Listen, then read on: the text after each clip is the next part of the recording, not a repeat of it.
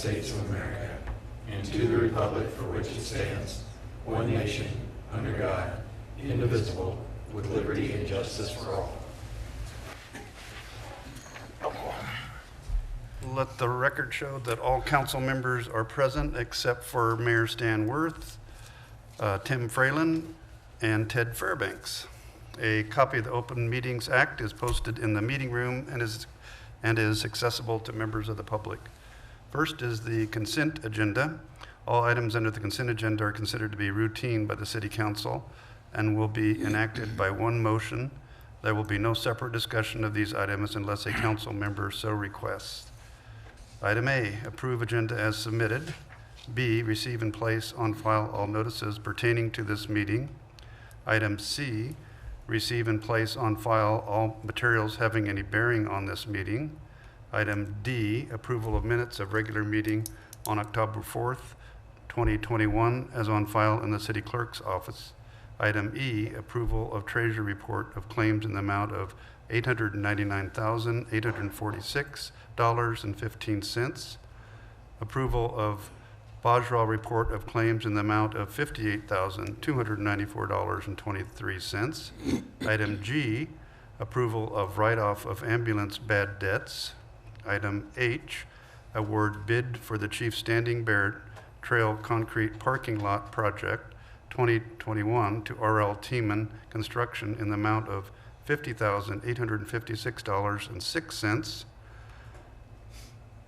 Item L, resolution number 6779, forgiving 10% or $10,000 of the original principal amount of LB 840 Economic Development Loan to Hybrid Turkeys LLC.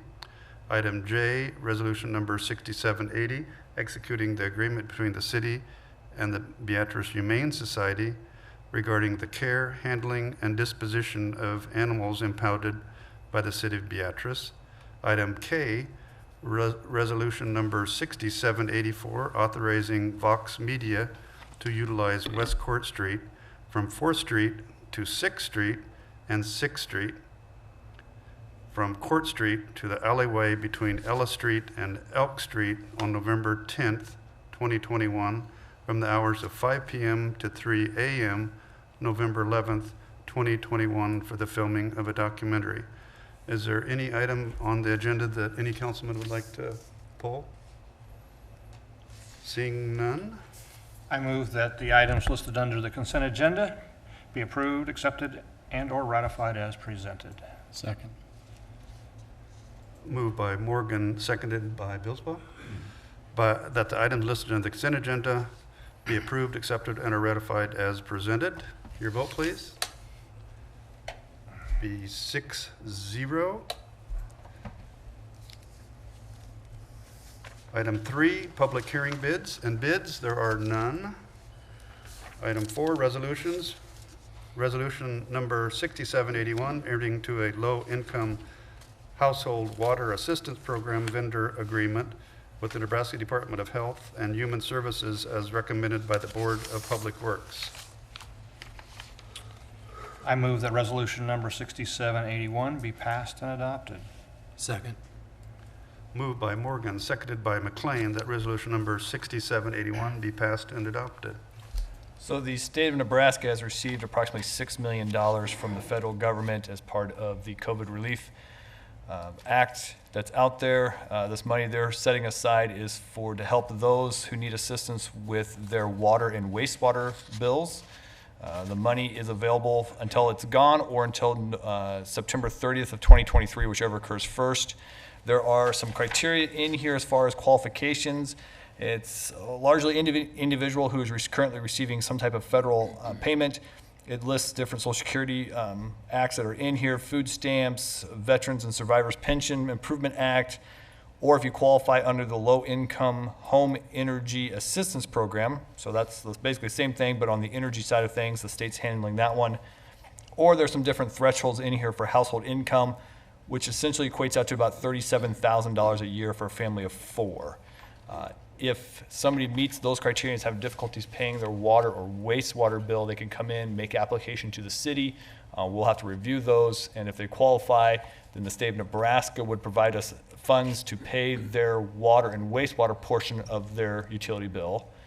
As I indicated, there's a separate electric side of things that the state is handling, and what I'm anticipating is that payment out of those funds would come to pay the electric side of their bill. It's for residential houses only, or residential accounts only, and then ultimately, it's a 30-day notice if we wish to terminate this program. So if we get into it and the administrative side of it's just too difficult, or we're not having people participate, we should provide 30-day notice to HHS, and we can terminate the program.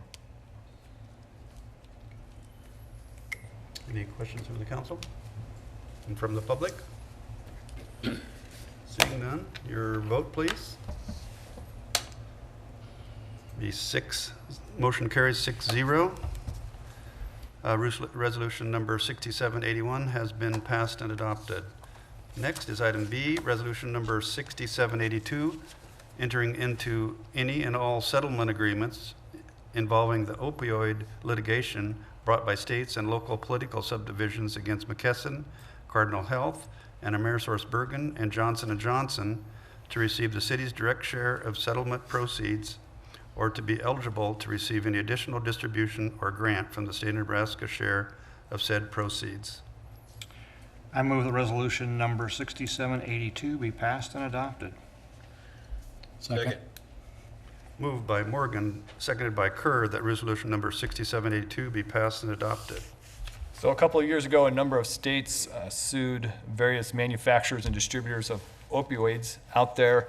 Those settlements have all come to conclusion, if you will, and essentially those individuals or those manufacturers and distributors have settled for approximately $22.8 billion is what goes into this fund. Because the city of Beatrice is over 10,000 people, we are what's considered a participating subdivision. The state of Nebraska will receive money as well. If the city wishes to receive any of the state's money, we have to make our application for our money first, and then we can also apply for additional funds through the state of Nebraska. This money has to be used for intervention, treatment, education, and recovery services. What exactly those entail have not been given out on the details yet.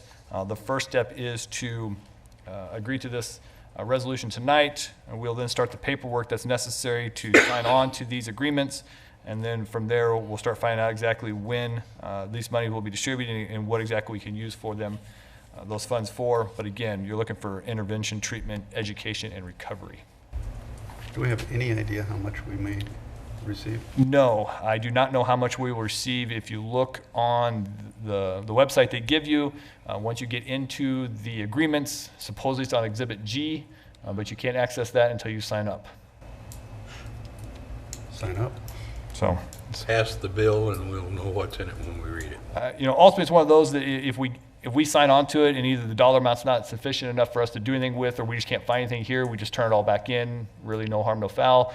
However, if we are something that we can help to benefit our community, we have some funding sources that are available to us. Any further questions? Anything from the audience? Your votes, please. And motion carries 6-0. Resolution number 6782 has been passed and adopted. Item C, resolution number 6783, approving a union contract with the firefighters union local number 1098. I move that resolution number 6783 be passed and adopted. Second. Moved by Morgan, seconded by McLean, that resolution number 6783 be passed and adopted. Again, the city employees are represented by three separate unions. This one's the firefighter union. Obviously, they represent the firefighter paramedics and firefighter EMTs that we have on staff. The fire captains are not members of the union, and the fire chief is not a member of the union. They're all non-union employees. Last contract we had was a 3-year contract. What we have before you tonight is a 6-year contract that calls for cumulative raises of 16.5%. over those 6 years. They break down to a 3, 3, 2.5, 2.5, 2.5, and a 3% raise over the course of the agreement. Again, how we come up with those is we start looking at CAR, the Court of Industrial Relations. We look at what are comparable entities to the city of Beatrice. Those are towns that are half their size to twice your size. You start looking to see what they pay for wages, pensions, and for health insurance. You factor all that together, and you have to be within 98 to 102% of those. So we did the math on those things, saw where we were at, start looking, see what other communities are kind of looking at giving wages as well. And so that's how you kind of come up with these figures. The only other significant change in the contract is we changed the bereavement leave. The old bereavement leave that was in there was based upon their old schedule when they worked on for 24, then off for 48. They're now in Kelly days where they're on 24, off 48, or on 24, off 24. They do that for 5 days, and then they have a cycle where they're off for 5 straight days. So we changed the bereavement leave to match up more with this current employment cycle that they're in right now as far as work schedule goes. Those are the only changes in the contract. And it will be retroactive back to October 1st of 2021, which is when the current contract expired. So how many days off do they get If it is on average? a parent, spouse, child, you get 10 days off. If it is other relationships, aunt, uncle, some of those, I believe the day it's 5 days off. And when you put it to a calendar based upon where they're at in their cycle, it's ends up being almost identical to what they had under the previous contract. Is this the longest contract in memory, though? 6 years? We usually do 2 or 3. Usually we've done 3, it's been pretty common. We've had as short as 1. That was when Obamacare was kind of rolling out and nobody quite knew what was going to go on, so we did a lot of 1 years at that point. 6 years is the longest one I can remember having done. We rolled through a 6-year in 2006 was the last time we had a 6-year contract. Any further questions from the council? From the public? Your vote, please. Motion carries 6-0. Resolution number 6073 has been passed and adopted. There are no ordinance tonight. And next is item 6, public forum. The purpose of the public forum is for the presentation of an item by the general public to the city council for consideration at a later date. No discussion or action will be taken by the city council at this time. Is there anything from the council for the public forum? From the audience? We'll move forward to discussions and reports. Engage quarterly report. Trevor Lee. Good evening, everybody. Good evening. Within your packets, you have the first quarter report for the fiscal year 21-22. As it's been done historically, and as I did in this report, it is organized kind of by our key objective areas. Usually those are pretty high-level summaries. However, this being the first report since we did our strategic planning session, we did a retreat late in the summer. We've kind of assembled that into more fine-tuned, in some cases fine-tuned, some cases broadened scopes of work. I wanted to include some more details on that. So moving forward, it won't be so much detail as far as what our plan is, but you'll be able to focus on the work that's been done in those areas. Coming out of that, and the way you'll see it organized, really identified 3 core areas that we want to focus our efforts on. We're continue to. One is business retention and expansion, taking care of our existing primary employers however we best can. 2, and this is in no particular order, 2 being business recruitment, or probably more appropriately termed would be the recruitment or attraction of new investment from outside the community into the community through primary employment. And then 3, and the one I'm going to talk about mostly tonight, is talent, the workforce issue. The need to retain and recruit talent to our community, to our county, to keep the folks that we have here the best we can, and to bring new folks here. So on those first 2 areas, the business retention and expansion and the business recruitment or capital investment recruitment, really no different than usual. It's business as usual. So for the BRE portion, we're still doing our business visits, still building relationships with our primary employers, their local leadership as well as leadership either at their companion or sister sites throughout the U.S., or perhaps more importantly, their headquarter sites. So still working on headquarter visits to make sure that we're on their radar as a community. The business recruitment piece, again, there's still projects out there to be had.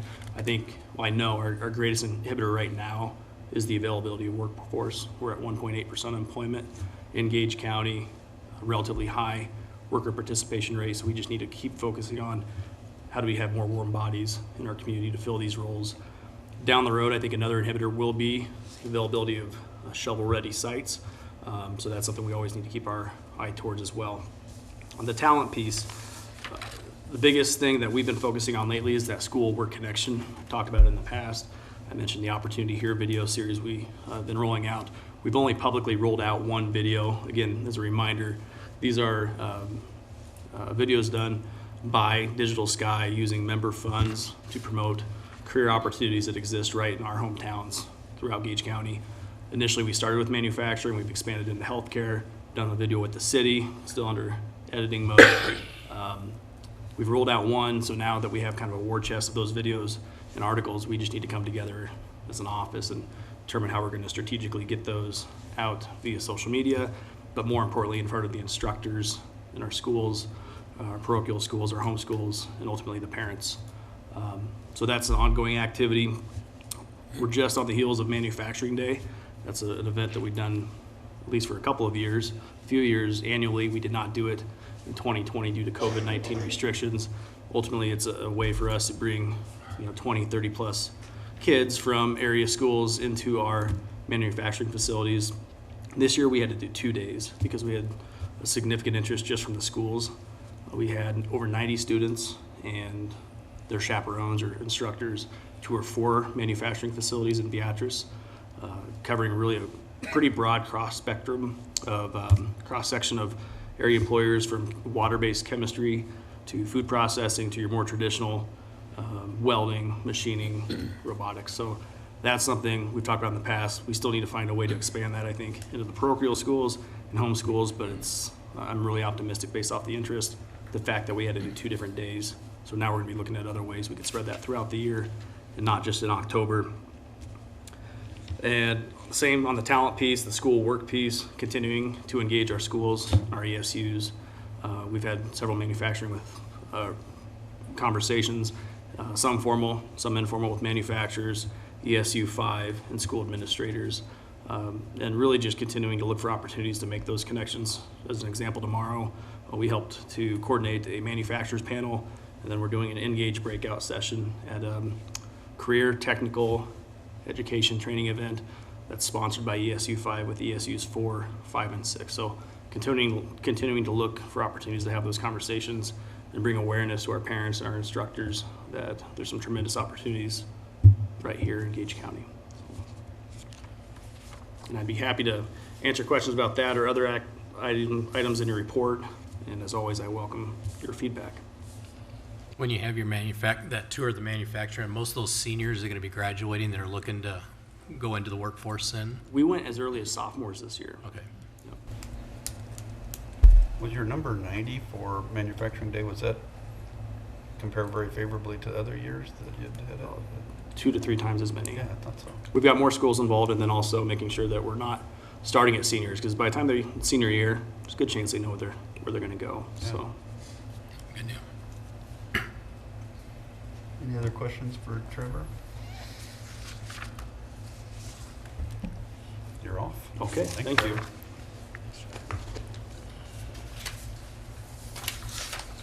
Next is City Administrator's Monthly Report. Tobias? But yeah, you've got the report there. If you've had a chance to look through it, first I want to just welcome everybody to the open house down at the fire station this Saturday from 10 a.m. to noon.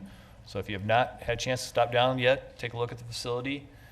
It'll be open at that point. I know Chief Takey's looking to put together a little presentation there early on. So another project that's very visible is the river access. We're getting close to wrapping that up. They've got a few final touches to put on that one, but it should be done here soon.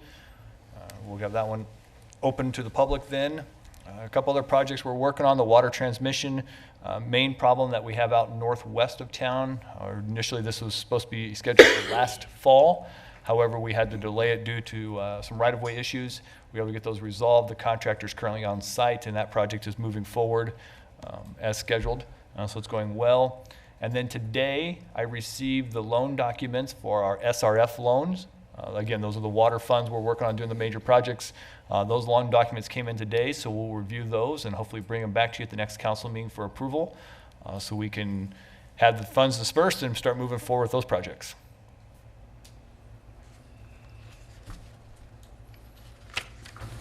Any questions for Tobias? Okay. Looks like next city council meeting is November 1st, 2021, and there will be a work session October 25th, 2021, and we will go into executive session. I move that the Beatrice City Council go into closed session at 7:20 PM for the protection of public interest to discuss contract negotiations. Second.